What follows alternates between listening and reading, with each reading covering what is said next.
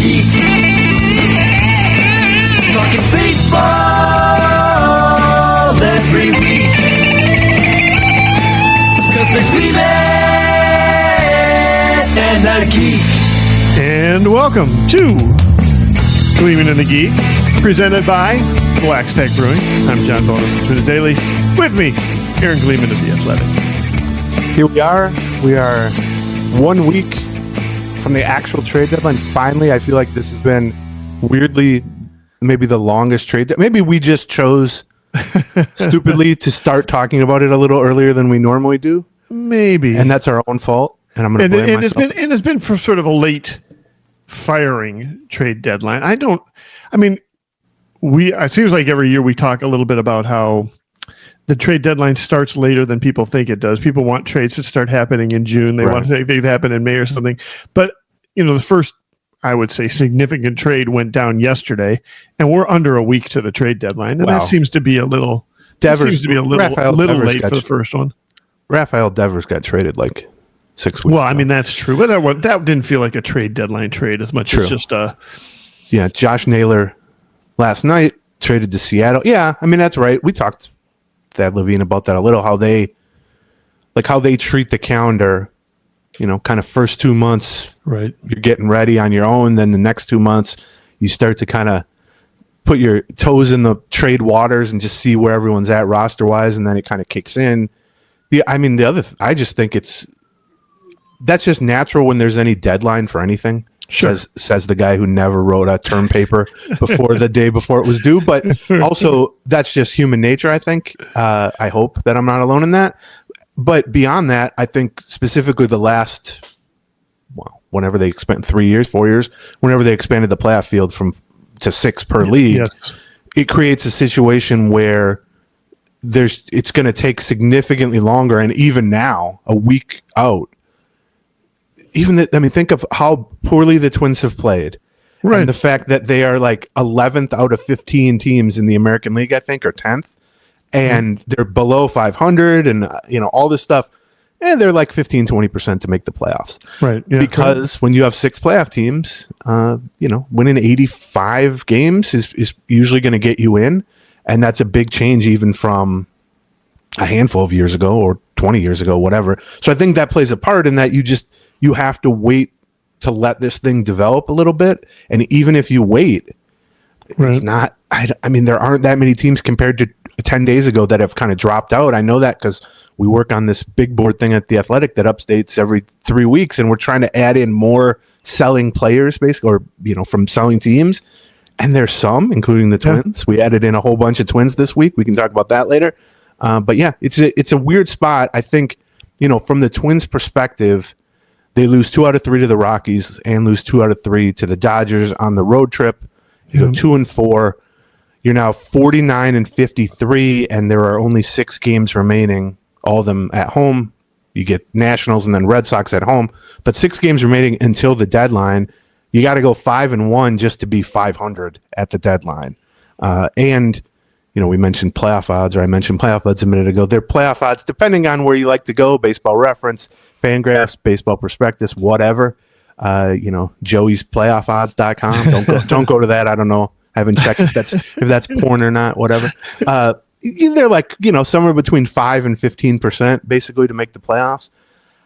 That's not that much different than it was 2 weeks ago, let's say, or even 3 weeks ago. I think it's, they were maybe 20 something percent to make the playoffs then. But I think the narrowing of the schedule itself and the kind of push towards the cliff that is the actual deadline, like the ticking clock there, I would think this road trip specifically, coming out of the break, you go 2-4. The Rocky series obviously hurts really a lot because I'm sure that was a spot where you could make up some ground. To me, in my head at least, and this is not, they've been on the road, so it's not like I've been talking to anybody. I'm hoping to get some more insights tonight. I think you're going to be at the ballpark too tonight. Yeah. But in my mind, at least my view of this, there's no more debate to me about buyer or seller. You could maybe still say, let's be really light buyers and just plug 1 or 2 holes or something like that for a low end prospect. I could see them doing that, I suppose, but just logically, they're sellers at this point. Yeah, I will be. That's one of the things I'm kind of hoping to find out today or tonight is to have some conversations with, do they know yet? Like, have they decided yet? Have they informed Rocco this is the way we're going? Have Rocco informed the team this is the way we're going? Like, is this, essentially, is the season over already? And how do they feel about that in terms of, whether or not they're really going to be competing? The answer to that is either no or it's yes, and we're not going to say it's yes. Potentially, yeah. Right. There's no way that anybody involved. But I just know from reading Dan Hayes' story from this road trip, which he went on both series, just the play. Griffin Jax and Ryan Jeffers and the usual suspects that you would want to talk about the state of the team, Carlos Correa, etc. They know. They know what the situation is. They haven't been told, hey, we're selling. That's not something you would ever tell the players in the clubhouse, really. But they know the standings. They're having conversations just like we're having conversations. Trust me, probably a little smarter and better looking than our conversations. But sure. I just think it's become, whereas 2 weeks ago you could maybe make like a rose-colored or twin-centric, through that lens case of like, yeah, but if they get so-and-so back and they get... Royce Lewis gets hot. By the way, Royce Lewis just got hot for that whole road trip. They went 2-4. This isn't basketball where one guy's just going to lift all tides. So I think at this point, that's the biggest change for me in the last dozen games or so, whatever it is. And that includes the All-Star break, obviously. But the idea of it's taken some of the subjectivity out of it, at least for me. There's always going to be subjectivity. There could be teams that have 2% playoff odds that just decide, you know what, screw it, we'll do it. And maybe the Twins will be that. I think more likely is they say, screw it, we'll just do nothing, because that's what they've done. But to me, this has taken a lot of the subjectivity or a lot of blurriness, murkiness away from this. And you look at this team, 49-53, they're not going to be 500 even at the trade deadline. Most likely they don't have to go 5-1. Like I said, you can't really make the argument that they're getting hot. You could make the argument about, Royce Lewis coming back and all that, but okay. Yeah. First of all, even that itself is optimistic to view it that way. I hope that's the case, but I don't know. I've just kind of settled now. Instead of being a little bit on the sell side, but on the fence overall, I think I've tipped over, much like Humpty Dumpty, off the fence, and I'm now on the at least light sell side. But then again, we spent, a half hour of the last Patreon podcast discussing / debating / arguing about this, which are the best slashes since Cordell Stewart. But the idea of, A, should they lightly sell or be aggressive sellers? B, what does that mean? What does that entail? Like, what kind of pushes it over the line from light to aggressive, which we even kind of disagreed on with that. But then the big thing we talked about was, I'm kind of the opinion, like, I'm not against the idea of aggressively selling if you think you're getting tremendous value for a reliever or whatever it is. And we can go through some of the names in a second, but I'm more the people in charge. Do I want them doing the aggressive selling because their motivations are strange due to the ownership situation? My analogy I keep going back to is, whoever's shopping for the groceries, whoever's making the roster moves, I want them then cooking the meal. And now less so than ever, there's no way to be sure that Falvey and Zoll and the rest of this front office is going to be around next season, let alone 2027. And so if you're going to trade people who aren't just impending free agents, if you're going to trade Duran, Jax, Jeffers, Larnick, Royce Lewis, who knows, all these guys, Joe Ryan even, whatever. Those guys all have at least 1 and most of them 2 or 3 years of team control left. And so to make a big move like that, which is a huge move, like that is a team-altering long-term move. If you hit on that, you're in good shape in a couple years. If you whiff on that, you're in bad shape in a couple years. A, do I want this front office being in charge of that just from their performance, their evaluation? That's what we disagreed on. But B, it's going to be strange to ask them to do that on some level. And will they be more motivated to get like AAA prospects instead of single A prospects? Because the AAA prospects could be part of next year's team or the 2027 team, whereas the low A guys, it's like, well, we got really good value. These guys might be in the majors in 4 years if it goes really well. What are the odds of this front office and this coaching staff being there? It can't be that high. A, they've going to miss the playoffs for the fourth time in 5 years. And B, we've talked about this endlessly, but if a new owner comes in, all bets are off at that point. Yeah, but I don't think, I mean, it would be interesting. I think my reply on that was, unless that new owner is already at the point where we've identified that new owner is working towards it. We have a lot of confidence that that new owner is coming in, and we know that that new owner, for whatever reason, doesn't like this front office. And even then, well, they don't have to not like the. I mean, let's. Well, I mean, they have to fire them. Yeah, but the default in this situation, it would be, in my opinion, it would be a more active decision to retain this front office or any front office when a new owner comes in. Now, I don't have a spreadsheet in front of me that lists the last 10 times a team was sold to a new owner, but I'm going to guess, if not immediately, because there are cases where they come in, they buy the team, they leave things alone for 6 months, 8 months, 10 months, and then they bring in their own people or whatever. They kind of vet what's needed and all that. I could see that happening for sure. Like you're saying, it's possible that whoever the new billionaires are, they're big fans of Derek Falvey and Jeremy Zoll too. That I'm not ruling that out. I just think in my head, the default position in a situation like this, and it's not specific to the Twins really, is to assume that there will be new people in place, at least to some extent. But yeah, like you said, it could take a while. And I would also say this: if you're on the management team on the baseball side right now, the surest way to make sure you're fired is to do nothing. To say, well, we might end up being fired anyway. They might not like the moves we're going to make. We should do nothing. I think you've got to take it at its face value, which is, we feel like we've built something. We need to continue building it. We want to, we still think we've got a team that can be, even this year, which has been a disappointing year, we're still at the point where we're like a 500 team, like we're on the edge of being competitive. We can't just phone it in, or you certainly can't tear it down. That's that would seem to be. They phoned it in for 3 years now. I mean, well. With better teams than this. But that's my point. I don't think they can do nothing at the trade deadline. I think they might. Just out of this is what they do at this. It's been almost literally 3 calendar years. It's been over 30 months since they re-signed Carlos Correa, and then right after that. Let me rephrase it. If they are in a situation where they feel like they can't compete, where they have to sell, right, then they can't do nothing. They have to actually sell, right? Now, the other side is a more difficult side, which is if you're in the buying situation, they can get into the same situation they were in the last 2 years, which is, we're buyers, but we don't have any actual money to spend on free agents or on picking up actual salaries, right?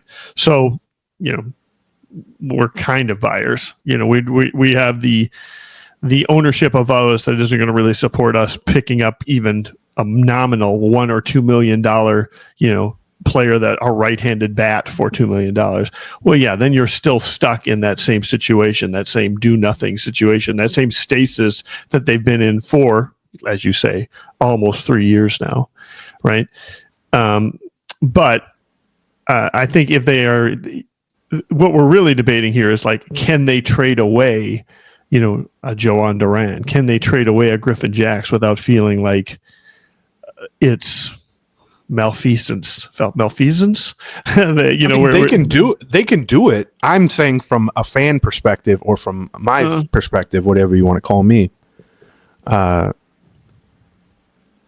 don't know. I mean, I think we went through some of their trades on the Patreon, which, by the way, we should note, Patreon from now until the deadline. Maybe we'll say midnight on deadline day, which is the 31st, next Thursday. 20% off yearly subscriptions to patreon.com/Gleeman. If you're already a subscriber, you should just get your 20% off, because we're horrible businessmen on that front. And if you've been on the fence, much like the Twins at the trade deadline, go over to the buy side and buy a year-long subscription for 20% off. A lot of the stuff we're going to talk about today, we've talked about in more depth or kind of in the moment on the Patreon side. And then the other thing on Patreon, if and when they make trades, we will have emergency episodes reacting to all of them. We'll also, have our normal programming there, because there'll be multiple episodes next week just for Patreon. So come join us for the trade emergency podcast. Lots of fun emergency podcasts, hopefully. Yes. So I guess it's not so much that I'm like, can they morally trade these guys? I think that's a little rich, like I'm not trying to make that case. I also don't, I think from a moral perspective, I would trust Derek Falvey in particular to do the right thing and not act entirely in his own interest, but he is a human being. I mean, that stuff is going to seep into your decision making. I guess more what I'm saying is like, has the ownership situation and the fact that it's loomed over this everything since like November at this point. I mean, almost we're coming up on a year. I would suggest potentially longer than that. Well, yeah, 40 years. Right. Yeah, that's right. Okay, but specifically this, the notion that they're lame duck owners and that the front office might not be here if a new group comes, all that stuff. That has kind of provided. That has been the talking point with regard to ownership and front office and kind of their status. And in a weird way, I feel like it's kind of provided cover. Oh, absolutely. Let me just say this. They're going to miss the playoffs for the fourth time in 5 years in one of the worst divisions in the history of baseball. And by the way, for all the talk about payroll restrictions, they have the highest payroll in the division and have pretty consistently, if not first, then second, that whole time, over the course of 5 years. And to miss the playoffs 4 times in 5 years, when the bar, as we just talked about at the beginning, is basically 85 wins, it's very difficult, more difficult than ever to miss the playoffs in Major League Baseball. That's just a fact. And so I feel like there's so much focus, and we're guilty of this too, obviously, about the ownership and what does it mean for the front office and what happens if a new billionaire comes in. All that stuff I think is super relevant, and obviously I think it's worth talking about because I talk about it all the time. But just remove that. Take that pretend we didn't know the owners. Oh, I feel so good. Actually, that is a fun thing to pretend. I don't know. I don't know who owns the Minnesota. Oh my God, I feel. Anyway, the birds are chirping outside. Anyway, pretend you have no idea what the ownership situation is. Pretend none of that, and just say this group, this regime that has been in place since 2017 is about to most likely miss the playoffs for the 4th time in 5 years, and they have a losing record during that 5-year span. We'll see how this year ends up, obviously, but I think just with that, you could realistically just have some doubts about their talent evaluation, their player development, the trades they're able to pull off. And I don't think they're horrible at that, but I also don't think they're so good at that or have such a good track record of that you would be like, boy, if there's anybody I want trading away 3 core players, it's Derek Falvey, Jeremy Zoll in this front office because they're going to get good value. And then you fold in the ownership thing and the uncertainty and the influx and all that. And it's just, I don't know, it hits me, and maybe I'm alone on this island. It's very possible on Gleeman Island. We have Chinese food still delivers there, but we don't have anything else. I just think you fold all that together, and it's like, is this who I want trading Joe Ryan? Is this who I want trading Duran? But the flip side, which we've also talked about on the Patreon, is I'm open to trading relievers.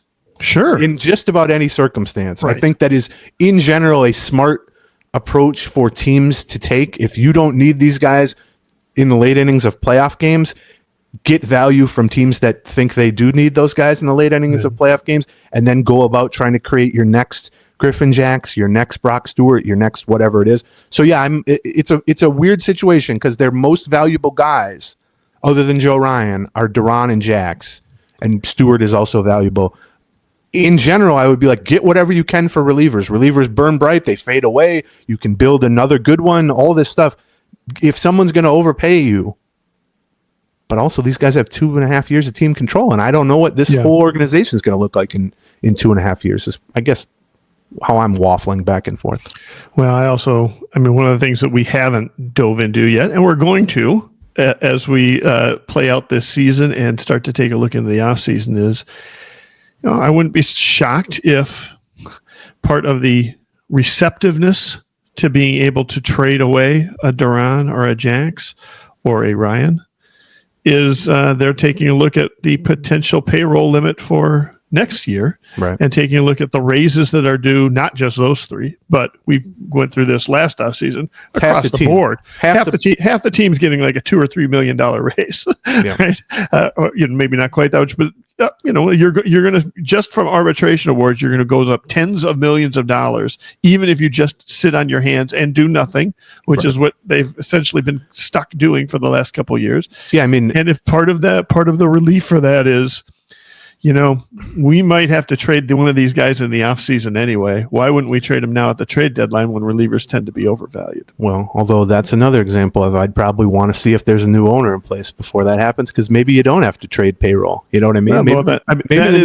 That is an argument for not trading away future assets. Is maybe we get an ownership situation, whether or not you trust these guys, whether or not they retain these guys or not. Correct. You might just have more money in the future. Yeah, I mean, if the new owner comes in and goes, "Oh, damn, I wish you hadn't traded Joe Ryan. I was going to give him $150 million and keep him here for the rest of his career." And you go, "Oh, well, we got these two single A prospects for him. What do you want to do with that?" Like, well, okay, that doesn't really work. I don't know. I mean, I think. This would be a lot easier conversation if we had a real sense of what the actual sale situation was. We don't. I mean, I can tell you rumors and innuendo and stuff like that. I know people are like, yeah, tell us that. But, we don't know. It's been 9 months, right? I mean, this baby would be born already, basically. So, I don't know. Just a few things about the Dodgers series specifically, which was I wouldn't say a good series. It was an interesting series. It was an interesting series. I felt like it was going to be a good series right up until the bottom of the ninth on Game 3. Yeah, I mean there were a lot of a check swing went awry. There were a lot of high leverage moments that went good and they went bad. There were a lot of weird plays. There were a lot of big hits. There were some umpiring iffiness that Jhoan is alluding to on the Mookie Betts play. You're also just allowed to not throw breaking balls to the 9-hitter and walk him. Couldn't agree more. Or actually he was the 3-hitter at that point, Ruiz. But that was one of the I wanted to just grab Griffin Jax and shake him and say, brother, you throw 98 and this guy can't hit. Right. Just throw it. And he's throwing breaking balls, and I mean he was treating him like he was Ohtani or something. It was very strange. The Buxton and Ohtani back and forth was fun in the first game. Yeah. Ohtani just isn't. He's not of this. I mean, he's not on this planet. Basically, Like he starts the first game, he's throwing 100 miles an hour. Then he hits homers in all 3 games, and it was like I looked it up, and I was going to post some stat like, Shohei Ohtani's got a career .675 slugging percentage against the Twins, and then I looked like that's his slugging percentage just over the last 3 years in general. Like it's not even impressive by his standard. I mean, he's just ridiculous. And obviously, Correa comes close to tying the game with a 3-run homer to center, and it gets caught at the wall or slightly above the wall by their center fielder. So that game went awry. Yeah, I forgot about that one. Yeah, we mentioned Royce Lewis. We're going to talk more about Royce Lewis in a second. Get his own segment here. But Royce Lewis has a big series, stacking now multiple good games in a row, power hitting, all that stuff. He also gets his Little League triple. Yes. In LA, where technically he goes 0 for 4, but he drives in 3 and a 4th run scores while he's up on the error. It's, just one of the strangest things. And he also has a bases loaded walk to knock in a run. But the other thing is, I also came away from that series. Oh, and the Ohtani homer off Duran, which was a garbage time homer in the Twins win, was the first home run Duran has allowed in 76 innings dating back to last season. He threw almost 1,300 pitches between allowing homers, including 426 splinkers before he allowed a homer on the splinker, which is just a little crazy stat. But beyond that, I also came away from it saying, man, the Dodgers, even a $400 million team, right? Yeah, with the biggest star in the world and the most stacked roster you could build, and they're the reigning champions. And while they've lost quite a few games by their standards recently, they're going to make the playoffs. They're going to win that division. I certainly wouldn't pick against them in October, all that. I'm sure they're going to be active at the trade deadline too, which we could maybe talk about. But they got problems too. Yeah. I mean, the middle of their bullpen couldn't even throw strikes. It was disastrous. Right. Their defense at times looked terrible. It's funny that you look at a team like the Dodgers and you think they must just be stacked. They must be too deep at every position.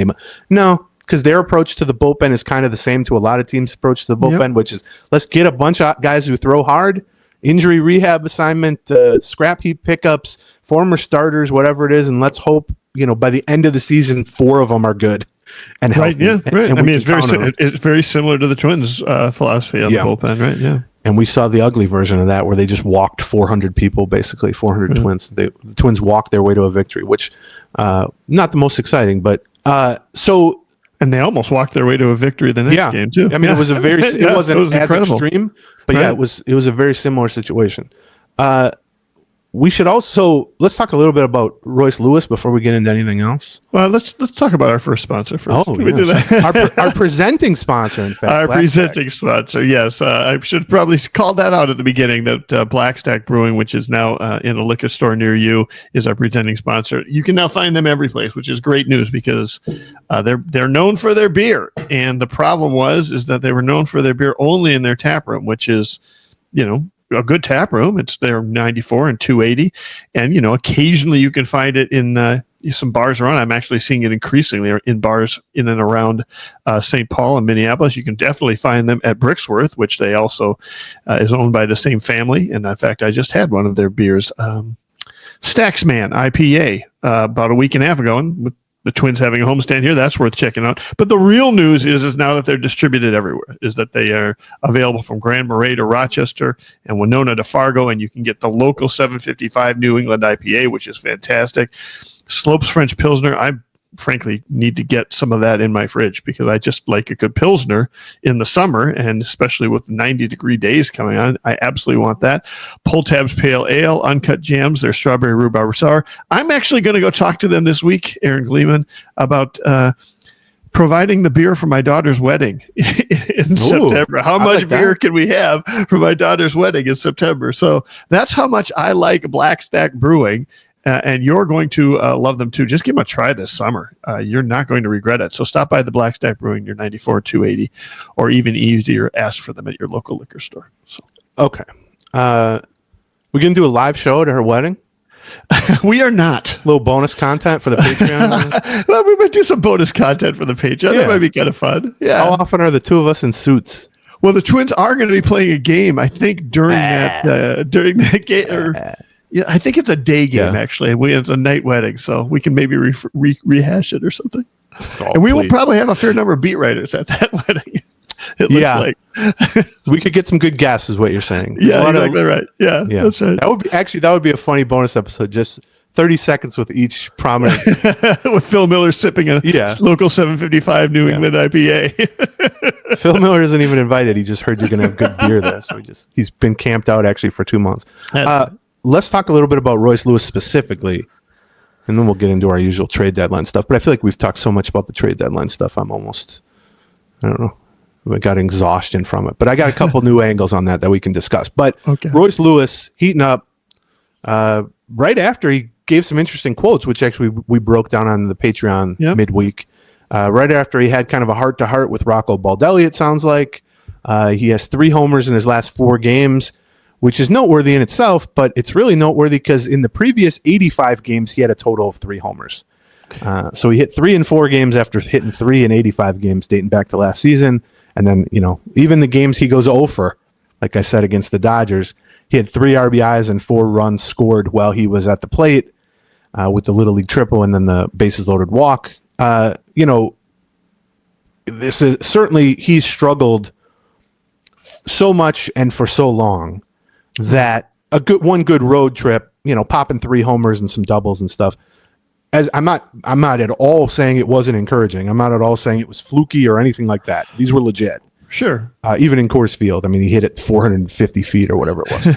But he struggled for 100 and something games basically, and having 5 or 6 good games, while it's a huge step in the right direction, and it's the first real kind of signs of life. It's the first opportunity we've had to even have this sort of conversation about Royce Lewis. That's what is most significant about it, right? Is that it has been so bad for so long that having a bright a candle in the darkness, by the way. That candle has proven useless too. No, you know what? We didn't use it last week, and that's my point. Is that they went 2 and 4 on the road trip. Now we've got it back. So you're saying you've proven useless, John? Is that what you're saying? Because you've just I forgot to do the candle last week. It's on me. Well, I take it. I'm take full blame. Yep, we've got it. We've got the TC Bear candle in the video. So Gleeman calls bonus useless.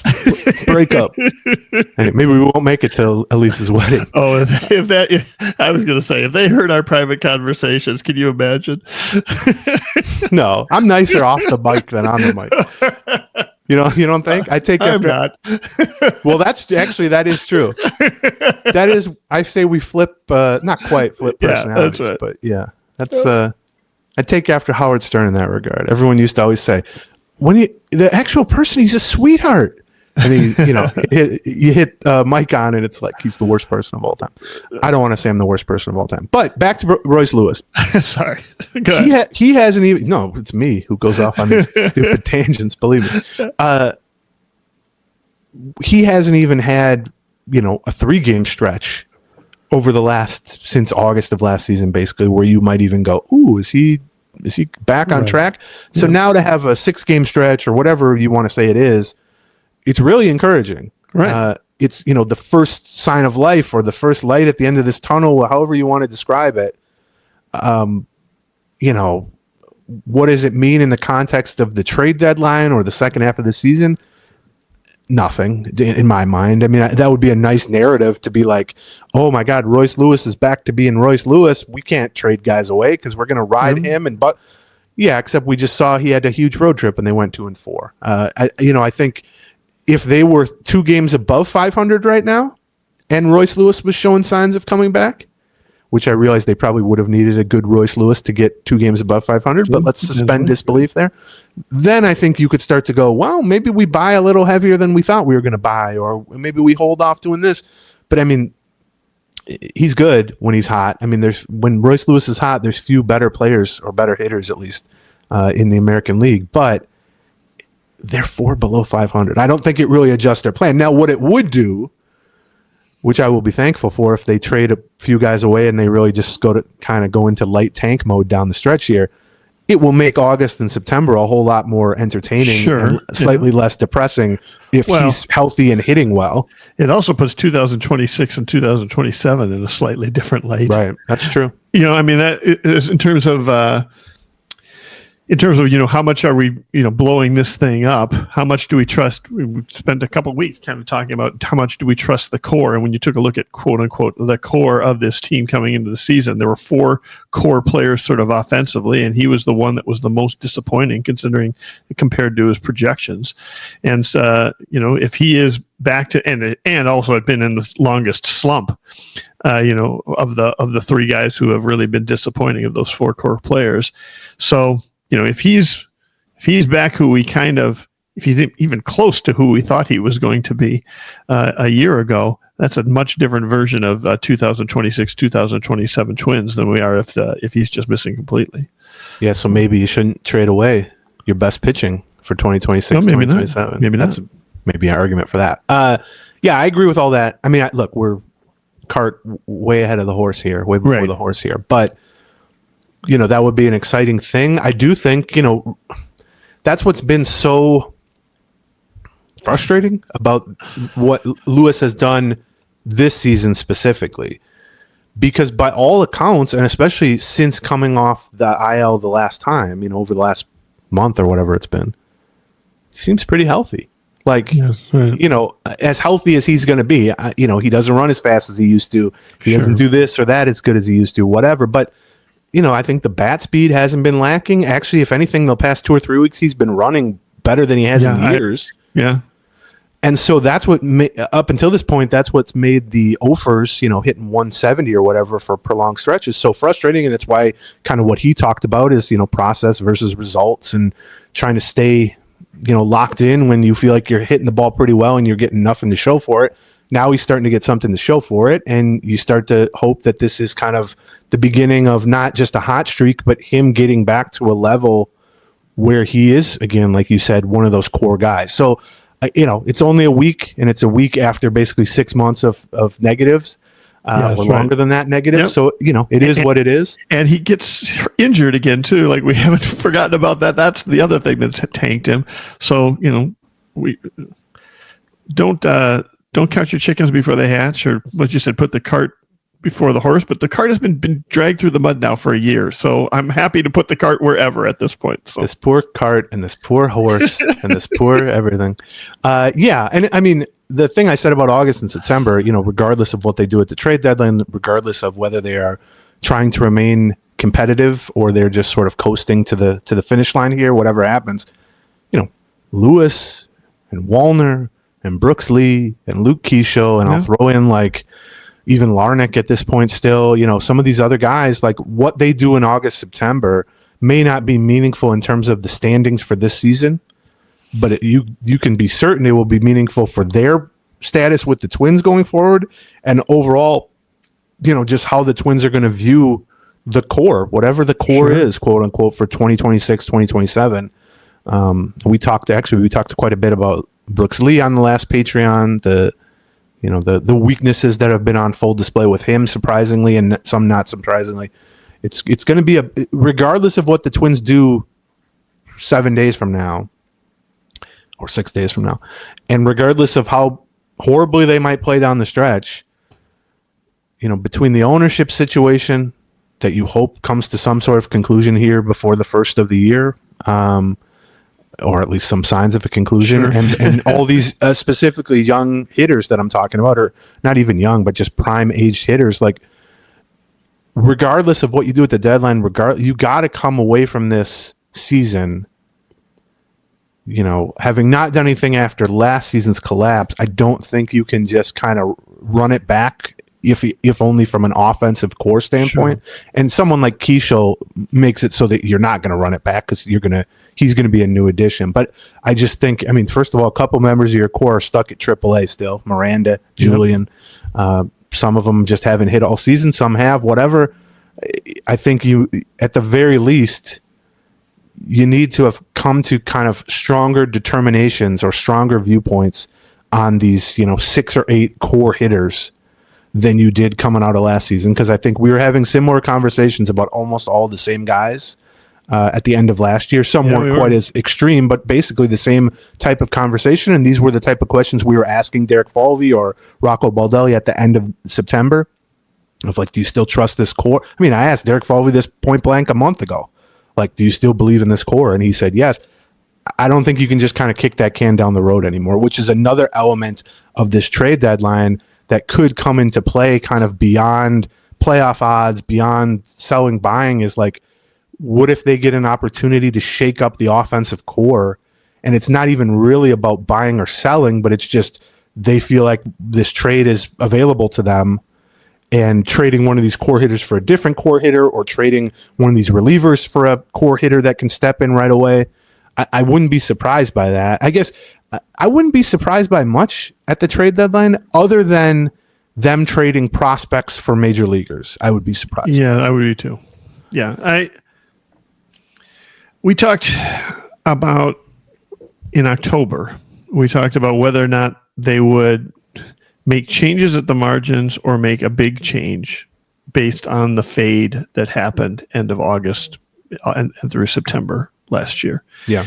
And we didn't know which way they were going to go. And increasingly, as the offseason went on, we were kind of like, well, they're definitely staying at the margins. Now, that doesn't mean they didn't try to find some way to change the core, quote unquote. Maybe they just didn't find a good fit. Maybe the easiest part of the reason I, give this front office more grace, I think, than you do over their performance over the last 2 years, is I take a look at where they were at in October of 2023, and including things like, they thought they had enough money to give Carlos Correa a $30 million a year salary, and then all of that got pulled out from underneath. Not to the point where, hey, you can't even make any changes, but to the point where, we're cutting $30 to $40 million worth of payroll. We're cutting 20% of your payroll, more than 20% of your payroll. And so it might very well be that they were trying to figure out some way to add to this lineup last year, maybe by trading prospects, etc. They just couldn't find it, right? But in retrospect, what they needed to do was add to this lineup. I think when people think shake up the core, I think a lot of times they think, we need to rebuild, like we need to trade away players, as opposed to, we got to add somebody, but we have to add somebody without actually adding any salary. So how do we do that? Yeah, but they're not adding salary anyway. Like, when's the last time they traded for a guy making 15, 18, 20? They never do that, basically. Like, even when the payroll was decent, like they went out and signed Correa, but in general, they're not trading. They're trading for pre-arbitration or early arbitration guys who are 25, 26, 27, the same type of core guys that we're talking about being on their side. And you're right. They did try, but what is what's his name? Yoda. What does he say? There is no try, only do. Something like that. Yeah, that's true. Right.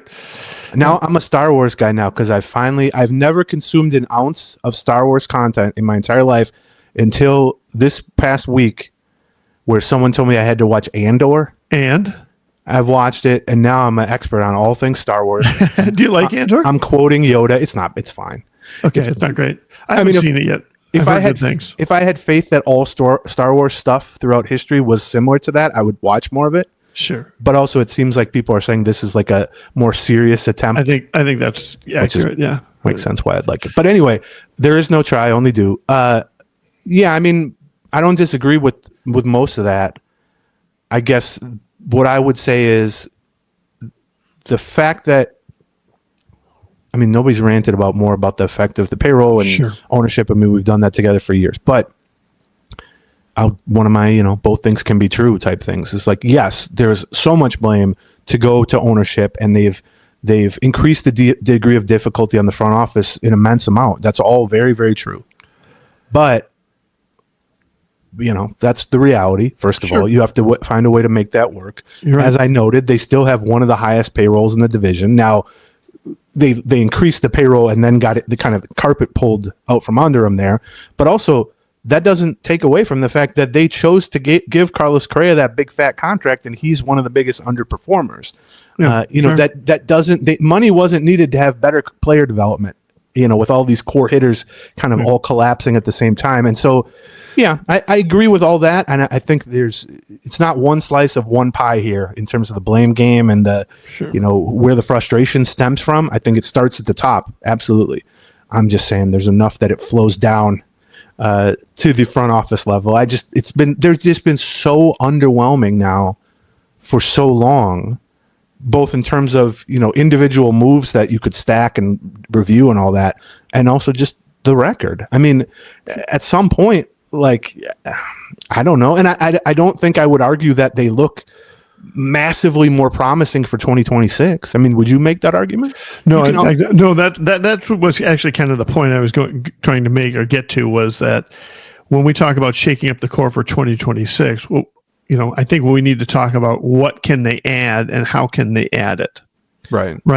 That as we take a look at, no longer having a lot of faith in some of the guys that they were hoping were going to bloom this year and just have absolutely not bloomed this year, or some of the guys that they're like, well, either this guy's going to stick at the infield, or this guy's going to stick in the infield, or one of these three guys is going to end up, taking over second base and being our, second baseman for the next 3-4 years. I don't think you can do that anymore. And I don't know that you'd necessarily consider, if we're giving up an Edward Julian, we're giving up on a core player. I don't know. I don't know that's really a core player, right? It's just like at some point you got to be like, yeah, but we just need to get a core player at second base. How do we go and accomplish or whatever position? I'm not specifically saying second base. I'm saying that is the challenge this offseason. And it'll be interesting to see now if that is also their mindset going into the trade deadline. What is our core? Are we trading for, in order to acquire a future core player, a guy we truly believe in, we're going to have to part with something pretty good. Right. I mean, that was what I was going to say, is you're not going to get, look, guys become core players that you didn't know would become core players. Right. I mean, guys go from toss-ins to trades. Oh, I mean, Griffin Jax was a nothing prospect and a bad starter who's now we're talking about as a core player. Should they even trade him? There's all kinds of ways to become an above average regular in the majors or a core player, whatever the distinction is. But, the odds of getting a future core player in a deadline trade for an impending free agent, Willie Castro or Chris Paddock or Danny Coulomb or, whoever, Harrison Bader, is pretty slim. I mean, that would be an incredibly good trade. I mean, we can certainly point to their best trade they've ever made, which is getting Joe Ryan for 2 months of Nelson Cruz at the trade deadline in 2021. But that was Nelson Cruz. Sure, that was a tremendous trade. That is the precise type of trade that if we knew they had the ability to do, we would be saying, make as many of those as you can. Correct. Kind of a very close to being ready, high-end young player, And now, Right. obviously, Joe Ryan has blossomed under their development into far better player than even they could have imagined. But he was a solid starting pitcher almost immediately for them within a month of them acquiring him. Well, we'd be saying, go make that trade for Castro and Bader, and I'd be saying, go make that trade for relief pitchers too if you want. Sure, right. But more likely, you're going to get kind of lottery ticket types. You're right. In trades for rentals who are not Nelson Cruz level, borderline Hall of Famers. Which doesn't mean you shouldn't do that. I mean, you want to collect as many lottery tickets as you can because you're trying to win the lottery. And, if each one has a 10% odds of turning into something, that may seem with each individual trade, like what's even the use of why is it even worth the hassle? If this guy's only got a 10% chance, this guy we're bringing in, this 21-year-old, whatever, of even getting to the majors. Well, but if you have, 10 of those, you got a much better chance of coming out the other side with at least one quality contributor. And I think obviously that's the goal for the Twins. But yeah, I don't know. I mean, I think all of this stuff makes for a lot more subjectivity and a lot more debatability. Yeah. But I also just think, their MO being so inactive over the last 2.5 years as a front office, I just think the most likely scenario is just they sell off a few of the impending free agents and they go on with their life, basically. Like, I don't think it's impossible. I mean, we wouldn't be spending time talking about Duran and Jax and, Joe Ryan and all that stuff if I didn't think there was some chance beyond slim that they will at least entertain those offers. I mean, I can tell you they're getting calls on those guys. I mean, that's not breaking news or anything, but I just think at the end of the day, they're having conversations similar to these ones. They know more about the ownership situation. Obviously, they know more about their own job situations. They know about their motivations and what they view the team as for next year. We're only speculating about all that stuff. But, the easiest path here is just what can we get for Willie Castro? What can we get for Harrison Bader? Can we shed some salary to make the Pohlats happy on their way out the door, right, et cetera, to then trade a reliever? I mean, to trade Joe Ryan would just be, that's kind of the move I'm thinking of when I'm saying I wouldn't trust them to do it. Or at least in these circumstances, I wouldn't trust them to do it. I would want to wait. Yeah, the Ryan is a level up from the relievers. Let me ask you a similar question to one I asked you when we went out for barbecue buddies for lunch, but a little bit different. Yeah, what was the name? That was called Jelly Bean and Julia. Jelly Bean barbecue. Julia. We really enjoyed ourselves. Coon Rapids. And can I just tell you this? It was like a Wednesday afternoon in a rainstorm. We go in, we sit down, we're waiting for our food. Two guys walk past on their way out the door, and one of them looks at John and says, "Hey, go Twins!" And John goes, "Hey, yeah, go Twins!" And then we realize, oh yeah, John's not wearing. I'm not wearing any Twins related gear. Yeah. You're big in Coon Rapids, John. That's what I want to say. Outside of the impending free agents, if I put the over under at 1/2 player that is traded outside of those impending free agents, do you take the over? Or you take the under? Because I would take either side on it.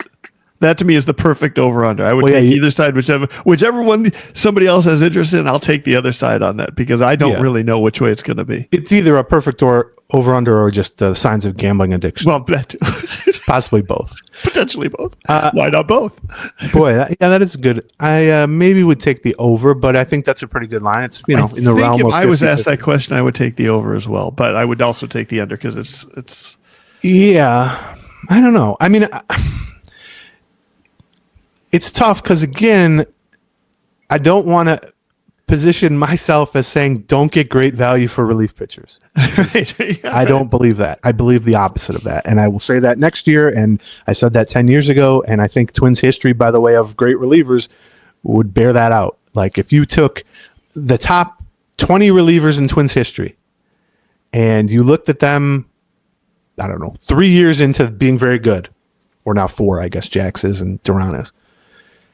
The odds of them also still being good 3 years after that or 2.5 years after that, it's a much shorter list, I guess I would say. And you toss in the fact that some teams with bullpen problems, and we've seen this in Twins history, can feel different than other problems at the trade deadline when you're 6 days out from being able to not make trades anymore and you think you're headed to the playoffs and you're trying to think, how am I going to close out a 4-2 win in game 6 of a playoff series? In visiting environment or something like that, and a lot of teams will just sort of panic and say, we need bullpen help. We got to get bullpen help. And there's something to that. If you're on the other end of that and you're the ones providing the bullpen help, it can be really tempting to just say, yeah, right. I mean, let's let them take our second best reliever and give them, this give is our us chance, baby. Yeah. right. But yeah, even that, then okay, then you're trying to contend next year. Yeah, And now you're one all-star caliber reliever short. I don't know. I mean, I think this is why we've been sort of, I don't know, waffling back and forth about the trade deadline stuff for so much on this show, because when you think they're going to be buyers, like we have the past two trade deadlines, they weren't, but we thought they were going to be buyers, or at least we thought they should be buyers. Let's put it that way. Sure. Where they had 75% playoff odds at the time instead of 15% now. And one year they were in first place. One year they were, I think, holding the first wild card at the deadline, and they did nothing basically either year. But in the weeks leading up to that, it was more about identifying specific weak spots, identifying specific players even that they should go out and try to acquire. I did my annual list of 400 right-handed hitting corner outfielders that I would list, or you list a fifth starter that you think has some upside or something like that.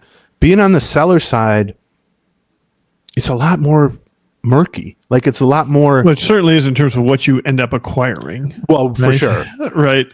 Because they're not even in a normal seller situation where you would just be talking about prospects, right? Sure, I mean, we're debating, should they be trying to pick up major league guys, or at the very least, kind of on the doorstep of the majors, AAA type of prospects. Let's talk about our next couple of sponsors. Let's talk about some sponsors. Hey, I got to ask you, were you a Cheers fan? Yes. So do you remember Veggie Boy, the Veggie Boy episode? No, I don't think so. Where is this going? Okay. There was a Cheers episode. It was a great episode where Woody ends up being a sponsor for Veggie Boy, which is like a vegetable drink or something. And so when Factor Forbes came to us and wanted to suggest to us that we take a look at their Daily Greens launch podcast, all I could think of was Veggie Boy. Like, I'm not trying a Daily Greens. Like, it's supposed to be a good thing. It's an energy drink. It's made from real vegetables. And I just think of Woody Harrelson going, you can really taste the kale. Woody Boyd, first of all. Harrelson's the actor. Oh, that's right. And I was not that excited. Turns out it's good. And in fact, I've now been having, 3 times a week, probably. That is sort of instead of having my cup of coffee, I've been having the Factor Form greens. And it's because you can't really taste the kale. It's just a good tasting energy drink that I have in the morning that isn't loaded up with caffeine, which I've got a problem with caffeine. So I don't know. Have you tried it? You can. Well, here's the thing. If you're listening to this and you're thinking, okay, I'd like to try that. Yeah, we've got a good offer for you. Just for Gleeman and the Geek listeners. You can start your day right with Daily Greens by Factor Form. Here's what you do. You go to factor75.com/Gleeman and you get 40% off your first order, and they'll give you free shipping on top of that. That's Factor75, like the number 75. Factor75.com/Gleeman for 40% off plus free shipping. Factor75.com/Gleeman. And our next sponsor could come in handy this week during the homestand. Yes, Game Time. Game Time, the Game Time app. We both use it. John, you probably, if you're at some bar around Target Field, you've probably literally seen him use it. Because the beauty of the Game Time app is it's for last minute tickets, hard to find tickets, and then also you can use the app itself to kind of sort for best value in a specific venue that maybe you don't know what section, 212 versus 305 versus 115, what's actually better. So they can sort by the value that you're kind of getting for quality, which can be key when you can stand up from whatever bar stool you're pre-gaming at. By the time it takes you up from every bar stool, sure. Well, pre-game, come on, John. By the time you get to your gate, you can have used the Factor app, the Game Time app to get the tickets, walk right in, scan it, and we got a special offer on Yeah, this. so you can take the guesswork out of buying tickets with the Game Time app. Download the Game Time app. It's an app, not a website. So you download the Game Time app, then you create an account, and you use the code Gleeman when you create that account for $20 off your first purchase. The terms apply. Again, you create an account and redeem the code GLEEMAN Gleeman for $20 off. Download the Game Time app today. Last minute tickets, lowest price guaranteed. Okay, so let's talk about a few more deadline things, and then we got some news and notes we can end on too. But some of this stuff we've covered and recovered, and the horse has been kicked to death and all that stuff. But the assumption, I guess, that if they're going to sell, it should be and will be the 6 free agents. I get my order that I put him in 10 days ago or whatever, which hasn't really changed. I think Willie Castro, I think Harrison Bader. Then I think there's a pretty big drop off after those two. I agree. Yeah. Then I would say in some order, Paddock and Coulomb, or Coulomb and Paddock. Paddock had an encouraging start last time out. Maybe that's a boost his value 3% or something like that. Mm-hmm. But I think Coulomb is he's a lower wattage guy. He's a 35-year-old lefty middle reliever, but he's also a guy that could basically fit in any bullpen in any context and be an upgrade. And left-handed relievers can be somewhat a little more difficult to get than relievers at the deadline. Yeah. There's always a lot of relievers available at the deadline. Left-handers are a little bit of a special case, and sometimes can get you a little bit more back in return. So I would put those two in kind of their own little group, and then another big drop-off, and then I would put Ty France and Christian Vasquez. The thing with Ty France, I mean, the Twins aren't even playing him every day at this point. So, Why would a contender? He could maybe appeal to a contender as sort of a veteran bat off the bench type. Yeah. But that role has kind of shrunk with the expansion of pitchers on the roster. There used to be a pinch hitter or two on every bench, especially National League teams when the pitchers were hitting. And that doesn't really exist now because you're only going to have 4 bench spots. With Vasquez, you're just basically looking for a team that needs a backup catcher that is very dissatisfied with their current backup catcher and also knows that the backup catcher down the stretch and into a playoff situation is not going to play very much. And they would almost value not just defense, but clubhouse leadership, game plan, young rotation, maybe. Right. The type of things that Vasquez can definitely bring, whether he's hitting 150 or 250. You're going to need that. But either way, even if there are teams that view those two as desirable, you're not getting anything. You're getting cash considerations or something like that. You're maybe able to dump some of their contract with Vasquez, who's owed about $4 million more for the final 2 months. But again, what does that matter from our standpoint if that money's just being pocketed, basically? But right. So I would say that's the situation with the 4 impending or the 6 impending free agents. There's a lot of smoke behind Jax and Duran and Brock Stewart, and there's some, I guess, behind Joe Ryan, but I think pretty consistently all the reports of Joe Ryan have been very clear, saying that teams are calling about Joe Ryan, not that the Twins are sort of engaged in negotiations about Joe Ryan. I mean, I think you mentioned on the last Patreon podcast that in the Athletics list of top 50 top 50 trade deadline targets, everybody had Joe Ryan as the most desirable free agent target overall. Trade deadline target overall. And that's a double-edged sword. On the one hand, yeah, everybody wants him. On the other hand, that also means he's at the extremes of how much he's going to cost. Right. It's hard to find somebody to pay up for that. We also, by the way, made him a red light. We have red light, yellow light, green light attached to all 50 guys. And there's only a few red lights because for the most part, if we think a guy's very unlikely to be traded, we wouldn't include him on the top 50 big board. But in Ryan's case, the potential value cancel out some of that unlikeliness, so we still put him in the top spot. But yeah, I think that's right. I think to me that is just a much different. I mean, first of all, he's just a better, more valuable player. I mean, you could maybe make an argument that he's their best, most valuable asset. Age, all-star level starting pitcher, 2.5 seasons of team control. The fact that he's making $3 million this year and will only make $8 million or something, $7 million next year, which for a frontline starting pitcher is about 1/5 of what he probably would make on the free agent market. Yeah, all those things. It's a very valuable player or asset, however you want to look at it.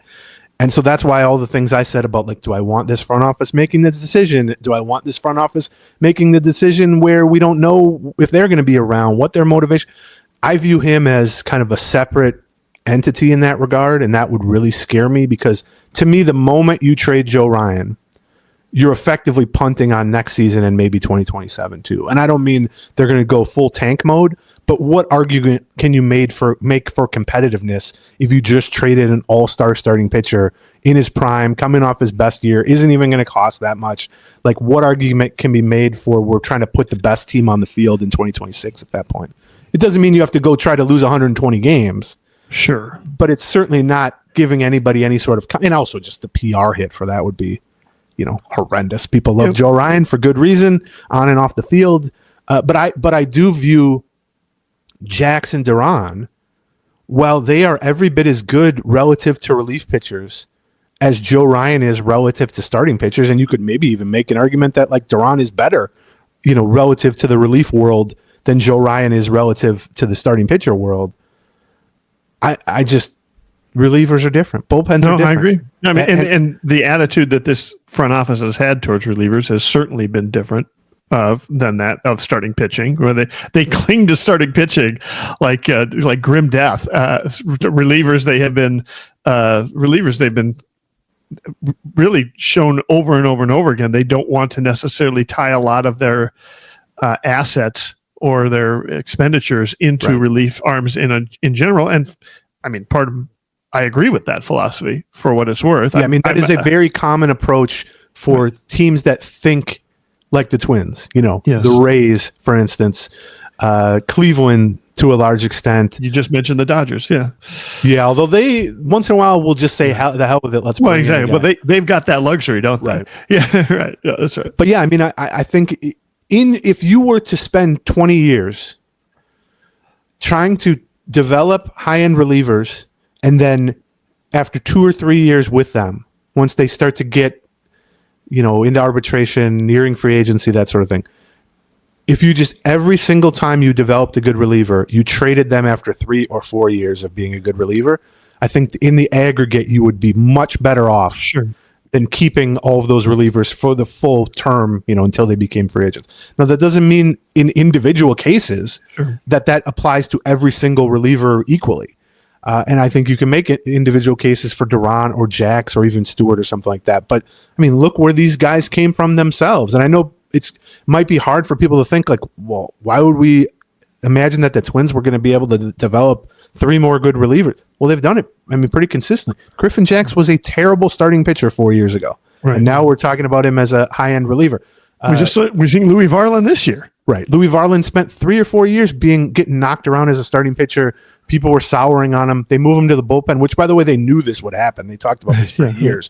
And he immediately was a high-end, setup caliber reliever. Brock Stewart was a scrap heap pickup because of injuries and all this. And now he's a high-end guy. Even Duran was a highly touted starter prospect. He didn't come out of nowhere, but he couldn't start anymore because of elbow problems at AAA, and they moved him to the bullpen. So the goal would be, maybe trade 1 or 2 of these guys, lean on your own ability to come up with the next one of these guys.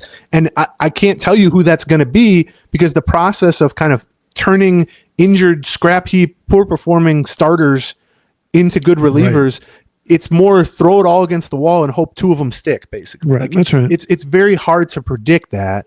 But I do think, someone like Zebby Matthews, if it doesn't work out for him as a starter, you see him throwing 99 out of the bullpen, or even David Festa. I'd rather they work out as a starter, but also we spent 3 years hoping Louis Varland would work out as a starter. That's just kind of how it goes. Or Marco Raya, or go down to AAA, AA, whatever. Yeah. I think in general that is a thing that works. I'm not saying in each of these individual cases they should be trying to unload these relievers, but I do think it is conceptually, it is something that I think will return more than 100 cents on the dollar over the course of decades, basically. And so if we're trying to identify a 7th guy who's going to get traded beyond the 6 impending free agents, I think it's going to be either Jax or Duran, although they do have some other, like a Larnach, let's say, like if Ryan they just Jeffers. Ryan Jeffers, although again, that would be very difficult to tell me you're going to compete in 2026 if you just traded your starting catcher. But I think Larnach could be one where it's like he just hasn't lived up to what they had hoped. He's been okay. He's not been like a bad player or anything, but he's just been sort of a mediocre hitter. He's going to be, I think, 29. He's going to be deeper into arbitration. They have some outfielders coming up. If there's a contending team that feels like they could add him for a couple of years and slot him in the 6th spot in their lineup and add a solid left-handed bat, I think that's a reasonable guy who could be traded. There are a few other names I guess we could toss in, but if they're going to get some big return, I think it would be Jax or Duran. And I'm assuming it wouldn't be both because that would be, I mean, what's left? And then you got Louis Varland closing things out, I guess, at that point. I also just think from my standpoint, Stewart might be the one I tried to deal the most or most motivated to deal. I don't think he's going to have anywhere near as much value as those guys, but he's got 3 years of team control. And a team might value that because he's really good right now. Yes. But also he's 33 and he's got a big injury history. And from the Twins standpoint, I don't know why you would kind of assume 3 years from now is going to have that much value. So before we, one guy, I wanted to play this clip. So we talked about this, but I wanted to play the actual clip of Byron Buxton at the All-Star game because I think there's been, I mean, I'm sure you see him too. Everyone just wants to talk about should they trade Buxton? Should they trade Buxton? You ready? And we can sit here and we can tell you, but we'll just have Byron Buxton explain it. Don't think any higher ups about your own status, what they think. About what? Whether you'll be traded or whether you'll. I can't be traded. I got a no trade clause. I'm a Minnesota Twin for the rest of my life. So that's the best feeling in the world, knowing I get to walk into a clubhouse and it's going to say Twins for the rest of my life. So you won't wait. You're going to stay with it. I'm a Twin. That's home. Thank you. Okay. So, first of all, that's a great quote. And one of the things I think I talked about on the last free one maybe was how strange it is that Minnesotans don't see a quote like that, which, by the way, he said pretty consistently for years. Yeah, there's been years. That quote's been years in the making. He's hinted to that several times, right? Yeah. Or said it straight out, I think. Yeah, I mean, it's not even hinted at. right. That's the type of quote that Minnesota sports fans seemingly are obsessed with not hearing. Why can't we hear that from fill in the blank star over decades? It's like, that's the type of quote you should make that into a poster and hang it on a kid's wall. Like, and yet Buxton says it and it's like, yeah, but could we get an extra B-level prospect for him if we got him to waive the no trade? Like, come on. You got a star player playing his best, being healthy, providing massive value relative to his $15 million contract. And by the way, he's done that even in years where he's been very injured. It doesn't take a whole lot of Byron Buxton to be worth more than $15 million to a baseball team because he does so many things well. This year he's going to end up being worth, I don't know, 3-4 times that, basically. He's already been worth more than double that. Yeah. And yeah, could you trade him for a lot? Well, yeah, you can trade a lot of good. I mean, it's the same conversation with Joe Ryan, right? But this has the extra element of that you can't actually trade it for a lot because he's not doesn't want to go. There's that element of like, why are we even having this conversation? But the reason that we are having this conversation is I want people to hear that. I want it to kind of soak in on some level of not only you can't trade this guy because he doesn't want to be traded, but also you shouldn't want to trade this guy in part because he doesn't want to be traded. He's one of the best players who have ever loved Minnesota.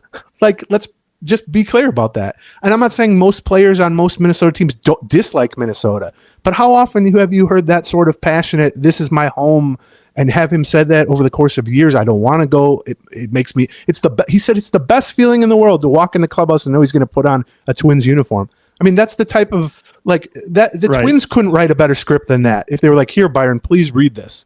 And so I'm hoping actually playing the clip and people, if they're on YouTube, can see the actual look on his face throughout that and how much he meant it. And I can tell you he said that sort of stuff consistently over the years. So if you're saying, why don't they ever talk about Buxton being traded and scenarios for Buxton? That's why. He's got a no trade clause. He intends to use it. He intends to use it because he loves it in Minnesota and he wants to retire as a member of the Minnesota Twins. And that was the entire thinking behind getting the no trade clause when he signed his contract extension. And also, again, if you were to trade him, you're punting on the next 2 or 3 years anyway. It's the same type of conversation as as Joe Ryan. Yeah, I'd say much more so, even more so than the Joe Ryan situation. So yeah. Okay. The one last part of the trade deadline that I thought would be worth just kind of touching on real quickly is the idea of, and we actually, you brought this up, I think, on the Patreon, which was, I started thinking about it, which, setting aside my lower level of faith in the front office to make these decisions, and I guess my higher level of fear that the, influx situation could affect things maybe, I would say that the other thing you have to ask yourself with anybody with the 2+ years of team control, which is pretty much all the good guys we've talked about, Ryan, Jax, Duran, Stewart, Larnach, Royce Lewis, et cetera, guys who you have for 2 more years after this one, you got to be pretty sure that you couldn't just get that same value in January or February or even next year's trade deadline, which you brought up on the Patreon, which I think was smart, which is, if you think like I do that trading away Duran or Jax or certainly Ryan or whatever really makes it hard to believe in this team as even trying to be contenders next season, then you would say, what if we hung on to those guys, tried to make a run at it in the first half of next season? If it's going as poorly or worse than it is now, then we're just in the same scenario with them. Now, at that point, we only have 1.5 years of team control to trade of them. But it's not entirely clear to me that having 2.5 years of team control versus 1.5 years of team control on a pitcher like that, I think you're less likely to get like full, whatever you think of as full value on 2.5 years, because the more the focus is on the next 2 months of the deadline, that's the part that you get overpaid on. And so it gets diluted a little bit when the 2 months of the deadline is only along with 2 other years versus along with 1 other year. And so that would be part of why I might lean towards, unless you are just absolutely blown away with an offer you truly don't think will be there this offseason or next trade deadline, whether that exact offer or just comparable value. I mean, I would lean toward kicking that can down the road. I would lean toward letting the ownership situation play out. I would lean toward letting the front office situation play out, letting the roster play out, see what you have in Royce Lewis down the stretch, etc. But then also knowing there isn't that much of a ticking clock element to trading one of these pitchers, because we have them for 2.5 years, and I don't think 12 months from now at next year's deadline, if they're healthy and performing well, the value will be vastly different. Now, with pitchers especially, I get the healthy and performing well is in and of itself a pretty big risk. Correct. And I mean, you also have to be at a point where you're not competitive at this time next year. Well, but that's what I'm saying. If you are competitive, then that means you were right not to trade them away, because now you're competitive. It's one of those. That's exactly right. Yeah. I mean, if you can get, a 20% kicker for that third year, for that 2.5 year, right? That for 2027, I'll say, right? That's not really enough, because you can just keep that person for, that's 40% of their time left of the value they're going to provide is next year from between this trade deadline and the next trade deadline. So you could get 60% of the value, trade away, get almost the same amount of value and still have them for a year as well. So it does become much trickier with a 2.5 year. Now, it does play into it a little bit that they start getting a little more expensive each year, right? But here's the thing. Even that works to your benefit, because they're going to be most expensive in 2027. And if you trade them in 2020, they're going to be as cheap as they're ever going to be now and the first 2/3 of next year, right? So even that works in your favor. So it does become a little, the 2.5 year piece is tricky. Like, we're hearing reports, I think it was Rosenthal in The Athletic, that the Twins are looking for like 2 top 100 prospects to trade away Jax or Duran. Like, that's the sort of level of what they're looking for, which is what they got for Barrios, right? With 1.5 years worth of control. And that seems to be, I don't know if that's even fair, but that seems to be a little bit of a crazy ask. But also, that's that's probably fair because 2.5 years is a long time to be able to control. And like you said, it's easy to kick that can down the road a little bit. Or even if you get to the point where you're taking a look at payroll restrictions this offseason, you haven't got a new owner, payroll's cut further. You decide, you know what, we're going to have to make some cuts here. We're going to have to trade away some of our arbitration eligible players just to meet payroll because we need to add something to our core. Well, you've also got that option too. So you can trade them away in the offseason. Yeah, and I mean, it's possible that trading them away in the offseason, I mean, first of all, that one of them could get hurt, and there goes that whole plan, and you're kicking yourself for that, but that's true of any situation. The other thing with Joe Ryan, especially, and 2.5 years from now is a long time to project health and good performance, but, with Joe Ryan, and I'll also note, we don't know what the CBA is going to look like 2.5 years from now. Because that's true too. There's going to be a lockout and a new CBA between now and then. But as it stands now, you can get a draft pick for Joe Ryan 2.5 years from now. You can make him the qualifying offer, have him turn that down, and basically get a top 100 prospect that way, or something close to a top 100 prospect that way. So I guess that's a very, very small factor, very far down the road. But if I were running things. First of all, I'd ban both of us from the press box tonight. No, if I were running things, I'd be getting whatever you can for the 6 impending free agents. Hopefully, you're willing to eat some money even to get better prospects, but I'm skeptical of that from the Polead side. But that would be ideal. We can eat Willie Castro's $3 million if you send us a better prospect. That would be a great way to restock the farm system, but we'll see. And I would be fielding offers. I would be open to offers. Best in finals on any reliever that a team is in love with and wants to blow you out of the water with. But I would also be making it clear, we're not looking to deal this dude. You're not going to get him for 75 cents on the dollar, whether it's Duran, Jax, Stewart, whoever it is. Coulomb is included in the 6 free agents, so he's not part of that. But if someone wants to blow you away for a reliever, sure. If someone wants to give you good value on a Larnach type or, even a Jeffers type, I suppose, although that to me would be it's much more difficult to replace, obviously, a catcher. Brock Stewart, those types of guys, and clearly, Julian, Miranda, those types who are sort of falling out of favor. The other question that we really haven't talked that much about, because he also has a no trade clause, is the Correa situation, and it's a moot point, similar to the Buxton situation, if he just doesn't want to go anywhere. If Carlos Correa doesn't want to go anywhere, everything else is irrelevant, and there's been no indication that he does want to go anywhere. But it's possible he would be open to that. And I think, as much as we talk about the ownership situation and the front office and the payroll being uncertain, a big part of what you were getting at earlier in the show, where you were kind of giving some grace, I think you said, to the front office, or more grace than I, which is, by the way, how John is in real life too. Sometimes to his detriment. We're in year 8 of me being like, this is a horrible person. Why are you doing that? And finally he's like, okay, yeah, you were right. But anyway, it's not that the payroll being low in and of itself makes it impossible for the front office to operate.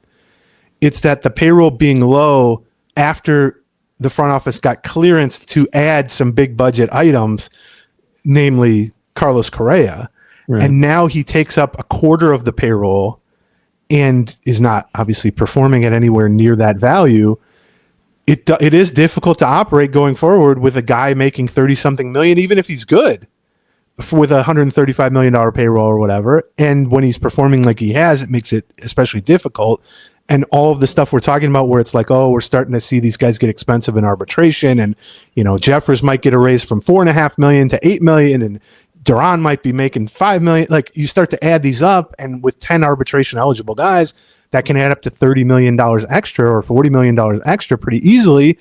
And that's basically what Correa is making. So from a functionality or team building standpoint, I think it would be a topic that would be worth discussing, but it's also seems sort of silly to discuss it with no real indication that either side has broached this with one another, or even that Correa is kind of open to the idea. And the truth is, it's not clear to me they could even trade him. Without eating some of, he has 3 years left for roughly $100 million. And I mean, maybe there's a team out there that believes in that, but you're probably not getting much value back. You might have to eat some money. That takes some of the benefit out of it from the Twins standpoint. But that's why we haven't really talked about Correa that much. I think if he didn't have a no trade clause, this would be a very interesting topic from like a big picture team building standpoint. Yeah. But and I mean, it still might be in the future, but I have trouble. I as you mentioned, the no trade clause is a non-starter to begin with, but on top of that, the fact that he isn't playing particularly well doesn't look like he would be particularly valuable for a stretch run for the team, team, unless they are really desperate at shortstop. It doesn't really seem worth talking about during this trade. Well, and in the past, when people have been like, the Twins aren't good, Correa's going to want out. It's like, well, that's plausible when you're coming from a winning situation and you're not consistently winning with the Twins, other than 2023, obviously. Except even that, the fatal flaw there is he's maybe the biggest reason they're not winning this year. Well, sure, or among them. I'm not putting all that blame at his feet, obviously, especially because his feet shouldn't be messed with because he has foot problems. But I mean, it's a tougher argument to be like, Correa doesn't want to hang out with this team anymore. He wants to go on and play in the play. It's like, well, okay, but like you said, for whom is he a big? It's not like we've never talked about him at the trade deadline. As I recall, when his first year, when he was in the 1-year contract with the Twins, there were all kinds of discussions about whether or not Carlos Correa could be available at the trade deadline. We had plenty of large market teams talking about, the Twins don't want to pay him for those last 2 months of the season anyway. Right. So. Before we get to some news and notes and finish up here, let's get to our last couple of sponsors, one of which is BetterHelp. And here's how BetterHelp works. If you wake up one day and you think, I got some issue that I've been meaning to talk to someone about and get some help on, and today's the day, for whatever reason, I'm actually motivated to do something about it. The last thing you want is to have to jump through hoops and have roadblocks and have someone tell you, we can get back to you in a week, or it might take 3 weeks to get approval for this or whatever. With BetterHelp, you can go to BetterHelp.com or you can call them. They can set you up with a real licensed therapist who specializes in whatever you're looking for, and they can typically do it within days. And then the other beautiful part is if you want to just do like a video chat, you can do a video chat. If you don't want to be on camera, you can do a phone call. If you hate phone calls like I do, you can just type back and forth with them. Like, they can tailor it to whatever your comfort level is. They can get you with a real licensed therapist.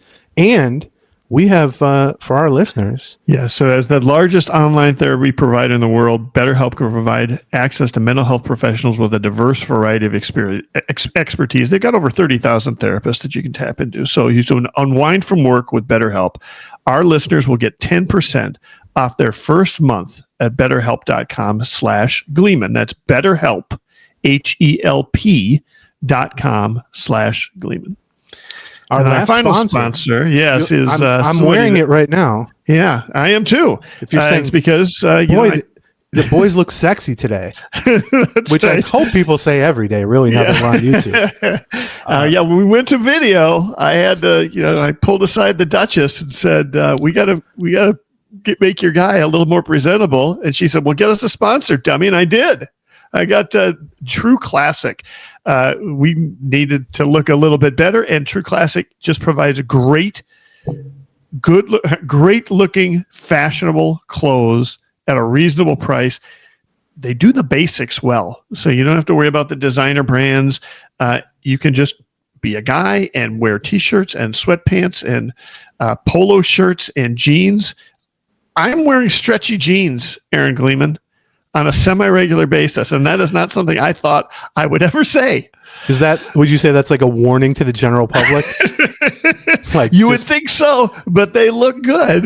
When they come from True Classic. On the news, they'll be like, "There's a madman on the loose. Just beware. There's John Bodas in stretchy jeans. Beware." I am telling you, now Christy might be being kind, but I think even if I'm my biggest critic on how I look at stuff, and I will tell you, my stretchy jeans look pretty good. They're one of the better pairs of jeans I've ever had. And you're talking about a guy who was like never wore any of the generic jeans for 58 years. But we've checked out their t-shirts, sweatpants, boxer briefs, polo shirts, and even, as John said, their jeans. They're stretchy jeans in John's case.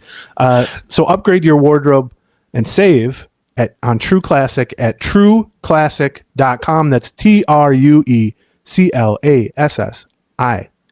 trueclassic.com. Don't even need a promo code. Just go to trueclassic.com. Yes. Okay. I think that's all I got on the trade deadline. We should note, I think we said this, we will be reacting to any moves as they happen. Yes. Throughout trade deadline week. Basically, as soon as this podcast is published, yes, in shortly, then from we are in point, emergency podcast mode after that point. Yes. Yes.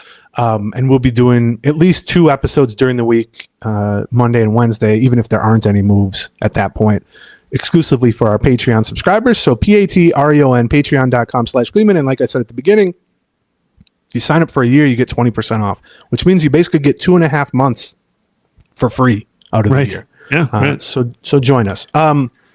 Okay. So that's enough probably trade deadline talk for now. Let's talk a little bit just on the homestand. Yeah. Let's talk on the pitching side. David Festa goes on the IL with shoulder inflammation. He also missed 3 starts at AAA a month and a half ago with shoulder inflammation, or dead arm, I think they called it at the time. And it's not that he hasn't had some okay moments since jumping back into the rotation over the last month or so, but he hasn't been, what we saw for most of last season.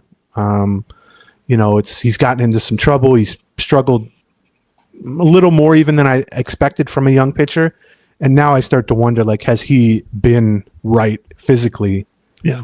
This whole time. And, that's tough to say. I'm not suggesting they had him pitch knowingly injured or anything, but there's stuff that pitchers pitch through all the time. Inflammation, soreness, whatever it is. And, the fact that he missed 3 or 4 turns in the rotation with this at AAA, then he got called up to the majors, pitched a handful of times, didn't look his sharpest, although there were some good moments, and is now shut back down at a time when they need the pitching help, by the way. It's not like they're, flush and capable starters and they're just giving him a little bit of a break for the second half or something. So that's worrisome. We'll see how long he's out and what the overall diagnosis is. We haven't really heard that much beyond just kind of the generic shoulder inflammation. But it also creates a situation in the rotation where now you're back to having 4 starters again. And Bailey Ober is, I think, starting tonight, I want to say, at AAA, making his second rehab start. I think that's right, or this weekend. About right. He started a week ago tonight. So yeah. It sounds like they're not going, that he's going to make that second rehab start, that he's not just going to jump right back into the rotation and fill the spot created by Festa's absence. Which means you're probably going to see a Travis Adams and million relievers game at least one more time. I wish it weren't a circumstance where any outside factors were affecting their handling of Ober. I wish they could just manage Ober's situation on an island and do 100% what they think is right for him, regardless of, if Rome is burning behind him. I want them to focus on him. And I'm not saying they won't do that, but I think the Festa situation, and for that matter, if they end up trading like Chris Paddock, then you're down to 3 starters. Right. Yeah.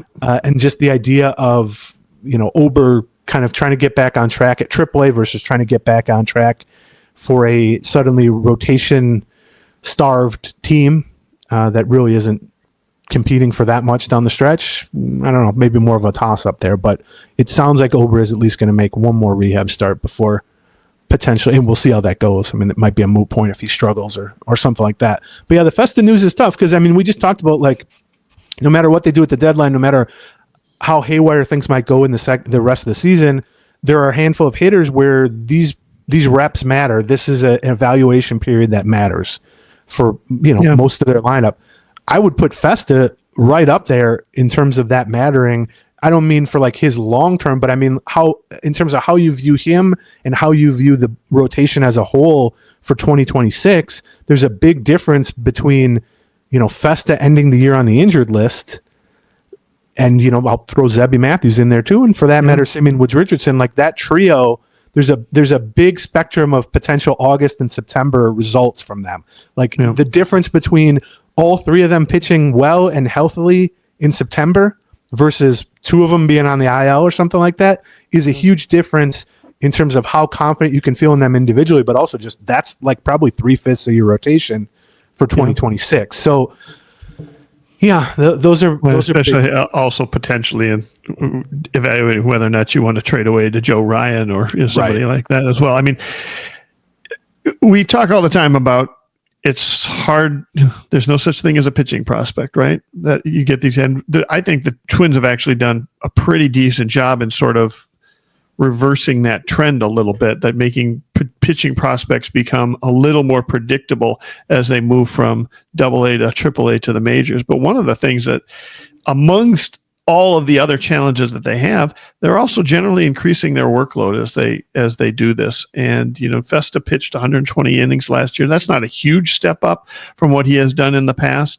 I think he was at like 90 something, a couple of years before that or something. But then you start running into the year following that, he starts having, maybe the shoulder issue or that sort of thing. Now, I don't know if that's related to workload or if that's just related to, the increased velocity or, what that is. Right. I mean, there's so many things about that can happen and if any of them is just a little bit off, if they don't, if all the check boxes don't get checked, you end up with a kind of, I don't want to say it's a lost season because I don't think it's a lost season, but it's a middling season, and it's definitely not a season that increases your confidence in them for next year as opposed to decreases your confidence. Well, I mean, it's a lost season if this is more than inflammation. Well, you're right. Oh, well, for sure. Yes, right. That's and right. Zebby had the same. Zebby missed 2 months with a shoulder injury. That's right. Yeah. I think the adding velocity is going to potentially correlated to it. I mean, you look at the teams, the Rays or the Dodgers or the Guardians, those are the teams that are also known for taking mid-round picks and turning them into something, or taking scrap heap guys and changing their pitch mix, but also adding velocity. I mean, go look at the Dodgers injured list the past 3 or 4 years. I mean, it's ridiculous. I mean, we saw the result of that, which is their bullpen is just random guys because they have a million guys injured at all times. Yep. Tampa Bay, same thing. I mean, one of the criticisms of Tampa Bay is like they just sort of churn and burn through relievers because they just want you throwing max effort and they'll use you up, and they're not planning to keep you when you get expensive anyway. So what's the difference? And I'm not saying the Twins are like intentionally, doing that from a moral standpoint, but if you're taking a bunch of guys who throw 92 and you're getting them to throw 97, there's going to be more injuries, and you toss in the workload stuff too. So that to me would be, and we'll see because now Zebby's in the rotation too. We'll see how it goes for him, but that would be kind of the icing on the crap sundae of a disappointing season. Is if they start losing guys to, especially pitching, to future injuries, like injuries that aren't just going to go away. Yeah, because it's the off season, and they haven't gotten to that point yet. But you start to worry when young pitchers start to have shoulder problems and all that. I guess we talked about who would replace Festa is probably going to be Ober. Who then would replace Paddock if he's traded away? I don't really have a name for that. Like, I mean, I guess at that point, like, what's the difference? You've traded away multiple guys, but yeah, I mean, it's maybe they're experimenting. I mean, the truth is like replacing Festa right now is probably Travis Adams / bullpen, which isn't, I don't think, a long-term solution. I think probably for one start, maybe we'll see. That's right. And then you're right. If we end up losing Paddock or something, do we see? I don't know, who do we end up seeing getting called up from AAA? There hasn't been a lot of. We were talking about this when I was at the Saints game earlier this week. We took a look at that rotation that they were going to have in St. Paul and went, that's such a promising rotation that they have in St. Paul that you could see like a major league team that's really struggling, like the Rockies or the White Sox, saying, we'll just trade it straight up with the St. Paul rotation. Like you've got Festa and you've got Matthews and you've got Andrew Morris and you've got Marco Raya and you've got Corey Lewis.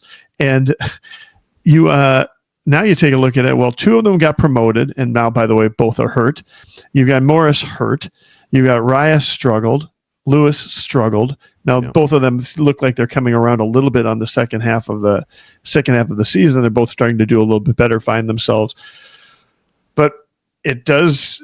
We talked earlier today or earlier this episode about how this front office clings to starting pitching and wants to make sure it has all the possible depth it can possibly have in starting pitching. the Saints rotation and pitching staff is a nightmare right now. Well, I mean, not to get into a stupid argument again, but this is kind of why I have less faith in this entire group than you do. Is like, it just seems like a lot of Emperor's new clothes now. Where's the starting pitching depth? I know we joke about the pitching pipeline, and you can go, well, they had it, but this guy's injured. Well, I mean, that's what happens to pitchers when you increase their velocity and all that. I just, where's the hitting development? Where's the pitching development? And, I still have some level of faith in Festa and Matthews, but so far they've been bad and injured for the most. I mean, they both got 5-something ERAs or 6-something ERAs. Mm-hmm. All the depth you thought you had at AAA is gone. I mean, I don't know. I just think a lot of maybe we're to blame for this too, but I also just think from their standpoint, they connected a lot of dots that weren't quite ready to be connected yet. Yeah, maybe. Yeah. You know what I mean? Like, we're finally churning out pitching. It's like, okay, where is it? Point to it. Or we got this core of young hitters that we're going to go forward with. It's like, where is it? Point to it. Yeah. And that's why I just kind of at some point, what is this, 8 or 9 of this regime, year 5 of now kind of getting back to normalcy post-COVID, and now they're going to miss the playoffs, I think, 4 times in 5 years. I just look around and I go, what is actually built here? Like, what is structurally in place here? And it's just a lot less than I think I had hoped, or I think they had kind of hoped and assumed, and I don't want to say touted, but I think they just felt like there was a lot. The structural integrity of this thing seems a lot weaker than it did a year ago, or like you said, coming off 2023 when it seemed its strongest, obviously. And you can chalk that up to bad luck. You can chalk that up to a lot of things, bad break here, an injury here, but also like at some point, it is what it is, right? I mean, like, I don't know. That's part of the reason where I'm even setting aside the ownership stuff. I just think they're at a point. I mean, any other situation like this, like Vikings even, let's say, you miss the playoffs 4 times in 5 years. People start to go like, should you go forward with this group? And it seems odd to me that that's just an assumption here, even separate from the ownership stuff. And maybe this is actually weirdly traces back to the poll ads and the fact that they just don't tend to shake this stuff up. I mean, the previous regime maybe was 22 years, and there were plenty of points where they missed the playoffs 4 times in 5 years. Sure. So maybe that's part of it. Last couple of things. We talked about Jax. That blown everything was, I think it was a negative 80% win probability because he turned an 80% win into a loss, basically. So that's how that works. That was his 7th appearance of the season, decreasing the Twins' win probability by at least 25%. And that is the most in the American League, which brings back Pagan memories from a few years ago where he also had the most of those. And we kind of mentioned that maybe briefly in the discussion of maybe trading Griffin Jax, but that's a factor too, right? Like, well, for sure. I'm certainly of the opinion that he is an elite reliever. And I'm also of the opinion that weird stuff tends to happen when he's on the mound, and he has this sky-high batting average on balls in play. And it hasn't always been this way. He was great last year, pretty consistently up and down, but it has been like this 3 years ago, let's say. At some point, it becomes harder and harder, kind of like with Royce Lewis's expected numbers, which we talked about on the last podcast too. Process versus results. Like the process with Griffin Jax in terms of like his secondary numbers or his metrics or his velocity and his swing and miss. And these are all paint the picture of a upper echelon, top 10 reliever, certainly in the American League. And then you look and it's like, well, he's blown a bunch of games this year. He's had probably the most blow-ups of any good reliever in the American League. Right. He's got a 4.09 ERA. 2 years ago, he had a 3.86 ERA. Like at some point, I do think if you were to give him like 10,000 more innings, that the unluckiness would wash away and you would get a top 10 reliever. But you're not going to give him 10,000 more innings. And if someone else values him as an upper echelon reliever and wants to pay you for that, you haven't gotten an upper echelon reliever performance from him this season anyway. Right. So the chunk you're kind of taking is more predictive than actual. Like he's been a below average reliever in terms of impact on actual wins and losses. Sure. As good as he's been and as dominant as he's been. 2 of the last 3 years now. Right. I think Which is kind of what I'm saying. Lower negative WPA. So, right. Yeah. Which you can chalk that up to something he's doing, or you can chalk that up to luck, or you can chalk that up to somewhere in between, which is maybe where I would land on that. But I'm certain that there are going to be other teams who are going to look at him purely statistically and purely from a stuff standpoint and a swing and miss standpoint. And they're going to go, this guy's phenomenal. And they might even say, this is a chance to acquire a top 10 reliever at, below. Buy low. Yeah. Right. Now, I don't think the Twins are going to sell low necessarily on him, but that's subjective too. But I do think that's a factor in here too, where it's like, we keep waiting on this guy to be as good as he should be. And in a lot of ways he is. I mean, you look last year he was. Yes. Right. But I would say 3 out of his 4 years as a reliever, his secondary numbers have been amazing in all 4, but in 3 of the 4, his actual sort of impact on wins and losses has been mediocre or slightly negative. And it's possible you just flip a coin 4 times, it's going to land on heads or tails 3 times. It's possible that is pure randomness. But it is harder and harder to kind of look at him in the same light and be like, how confident are we that there isn't something up here? Beyond that, he's also just 30 years old. How confident are we that he's going to continue to pitch this way? A guy who's added to his velocity, added to his overall nastiness. How is he going to burn bright and fade away in the next 2.5 years? In which case, maybe you get value for him. So that I think Jax probably. I would put Stewart as the number 1 guy, the non-free agent to be that I would attempt to trade because of his injury history. But I don't think he would get nearly as much as Jack. Right. So I would also. Here's the thing: every other team knows about his injury history as well. They know how old he is. Well, right, like all those things, right? But I just mean from a Twins standpoint, if the Twins aren't even sure they're going to be good in 2026, then he's 35 years old, and it's like, should you have dealt him at that point? And Jax, for that matter, is already 30, whereas Duran, I think, is like 27 or something. But right. It also. Louis Varland's been pitching a lot. And he's been great overall this season. He's been their second best reliever, I would say, this season. And extremely encouraging first full year move into the bullpen. Checked every box that we talked about and Baldelli talked about and people in the organization talked about for 3 years, which is we want to give this guy a chance to make it work as a starter, but the day we decide to move him to the bullpen, he's going to be a good reliever. And that is precisely what's happened. However, my God, they're using him up. He's pitched in a major league leading 49 games. Yeah. Basically an inning at a time, sometimes multiple innings. He's pitched back-to-backs. He's pitched 3 out of 4. And he's another guy who the velocity is boosted. He hasn't experienced this workload from a reliever standpoint for a full season. And if you look, and this is easy to say because he gave up a couple runs at Dodger Stadium, but his strikeout rate is vanishing. And I start to wonder, I mean, he's still been very, very effective. But all those things combined, like we talked about, what is there to kind of watch in August and September? I would really like to see them dial back on his They usage. will, though. All right. I mean, if they end up selling at the trade deadline, the urgency for a lot of this stuff goes away. I assume. Now, we haven't really talked about the fact that we're both kind of under the assumption that they're going to be selling at the deadline here. I think we will find out, if that is the reality. If they have made that decision, I hope we will find out whether or not they've made that decision tonight, or if they are waiting until Monday to make that decision, or if they are waiting until Thursday to make that decision. Right.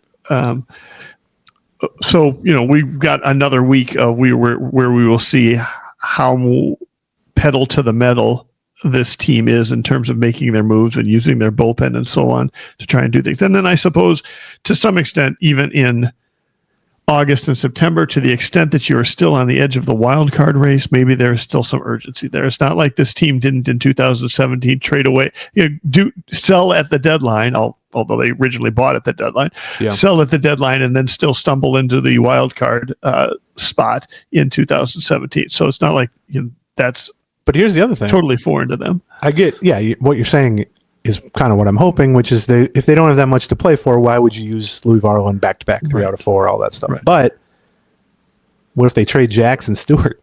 Right. Yeah. Right. Yeah. Then all of a sudden, that's fair. Yeah. any lead Yeah, is going through Louis Varland even more so than it is now. So, maybe. Yeah. That's a good point. yeah, I know, something to watch. It's he's down now to 8.8 strikeouts per 9 innings, and earlier in the season it was quite a bit higher. He continues to be really effective, Right. but I'm looking his last. Let me look at this. His last 14 innings, he has 8 strikeouts and 5 walks. Yeah. And look, guys can just have poor stretches. Yeah. But the combination of this guy pitching in 49 games already, the combination of this guy getting used back to back, 3 out of 4, having a warm up just constantly. Yeah. Anytime that I start to think like, are they kind of short sighted in look? I get why it's appealing. Right. First year as a full-time reliever as well. Like they might be hitting into a little bit of a dead time. It's not unusual around this time of the year. You might give a guy a couple weeks off to deal with some mild bicep tendonitis or something like that. It could just be that he is tiring at this point, or not necessarily. Louis Varland doesn't strike me as the kind of guy who would go to the manager and say, "Oh, I'm tired. I don't know that I'm going to be as effective today." Like he's not that guy. So, yeah, it'll be. You are correct to be watching how he is used, both in August and September, or maybe even in the near future, given what we've been seeing from him lately. And then the last thing is Twins signed 19 of their 21 draft picks, including first rounder number 16 pick Merrick Houston.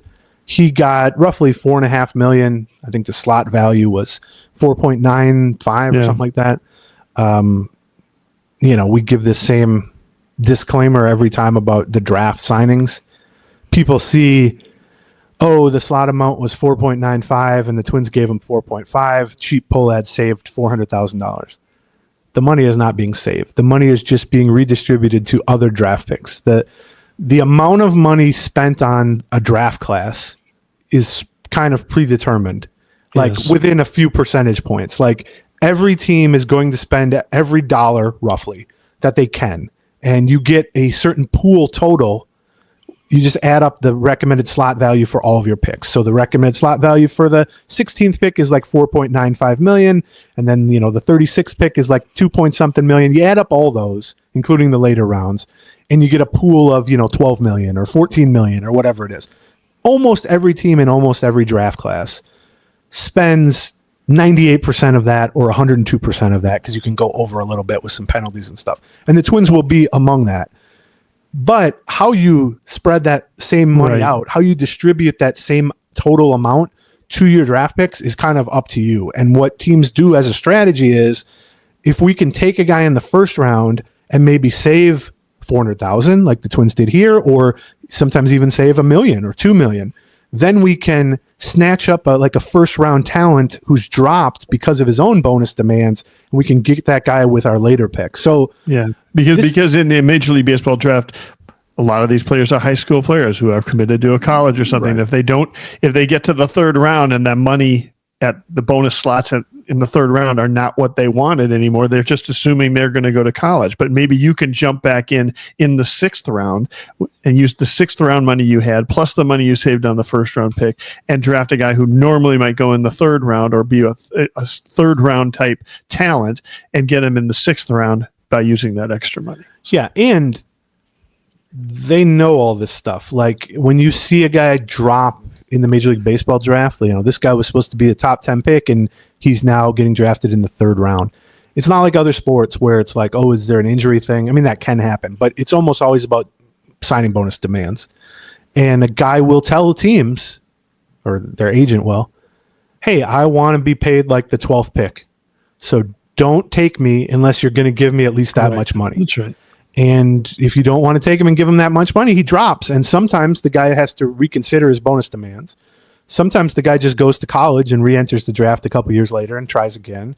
Or sometimes they have sort of deals worked out, or at least knowledge put in place where, oh, hey, if you're still there when we pick our second round and we've saved X amount in the first round, we can maybe come up a little on the bonus. So that's what you'll see. But so with the Twins, 400,000 actually isn't that much. Usually $1.5 million would be a lot in this circumstance.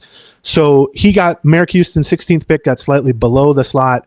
Riley Quick, who was their second pick, and then Quentin Young, who was their third pick, both got the exact slot amounts. And then I think their third round pick, their fourth overall pick, and then like their sixth overall pick, two pitchers, El Wanger, and I'm forgetting the other guy's name. I think they were the beneficiaries of that extra bonus money. Yeah. They got an extra couple 200,000, 300,000 or something to sign. So not super, strategically that interesting, but that's kind of the nuts and bolts of how it works with the draft. I would expect, the pitchers might not pitch. The guys they drafted out of college, like they might not end up pitching. Or if they do pitch, it might be 3 innings at the end of the season. But I would expect, Merrick Houston, go to high A or something like that. Quentin Young maybe too. Yeah, we'll see. Quentin Young might be too. Yeah, he might be in rookie league someplace. So. Yeah, but I want him. I got to put him through my lemon test, as you know.